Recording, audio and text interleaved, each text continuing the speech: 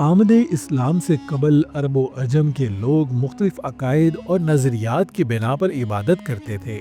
زمانہ جہالت میں خدا کی خوشنودی حاصل کرنے کے لیے انسان تک کی قربانی دی جاتی تھی، لیکن دین حق نے اسلام کے بنیادی ارکان کا اعلان کیا اور پوری امت مسلمہ کے لیے ان کے اوپر عمل کرنا لازم قرار دیا، اور ساتھ ہی واضح کیا کہ اگر کوئی ان کا انکار کرے گا تو دائرہ اسلام سے خارج ہو جائے گا، اور اگر کوئی اس میں اضافہ کرے گا پھر بھی دائرہ اسلام سے خارج ہو جائے گا۔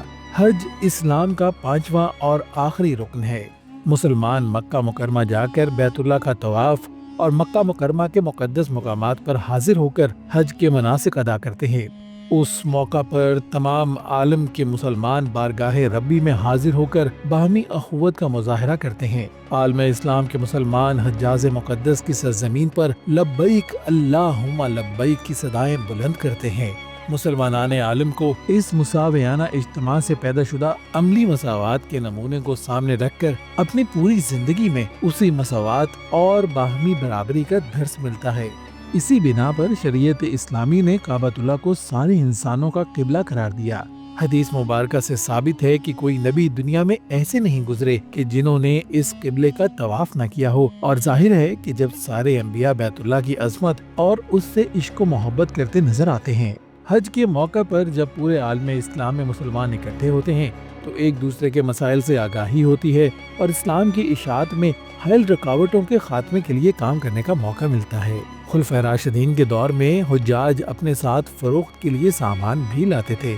حجاج خریداری کر کے سامان اپنے اپنے ملک کو لے جاتے تھے، اسی طرح تجارت کو بھی فروغ ملتا تھا۔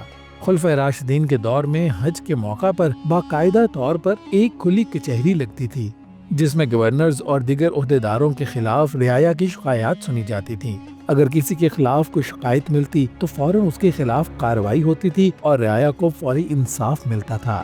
اس کے علاوہ حج کے موقع پر خلیفہ لوگوں کو مل کر اپنے زیر انتظام علاقے کے حالات سے واقف ہوتا تھا۔ اگر کوئی آدمی طاقت کے باوجود حج نہ کرتا تو حضرت عمر فاروق رضی اللہ تعالیٰ عنہ فرماتے ہیں کہ میں نے ارادہ کیا کہ کچھ آدمیوں کو شہر بھیج کر تحقیق کراؤں کہ جو لوگ حج کی طاقت رکھتے ہیں اور انہوں نے حج نہیں کیا تاکہ ان پر جزیہ مقرر کر دیا جائے، ایسے لوگ مسلمان نہیں ہیں۔ اسی طرح حضرت علی رضی اللہ تعالیٰ عنہ سے روایت ہے کہ جس نے قدرت کے باوجود حج نہیں کیا اس کے لیے برابر ہے کہ وہ یہودی ہو کر مرے یا عیسائی ہو کر۔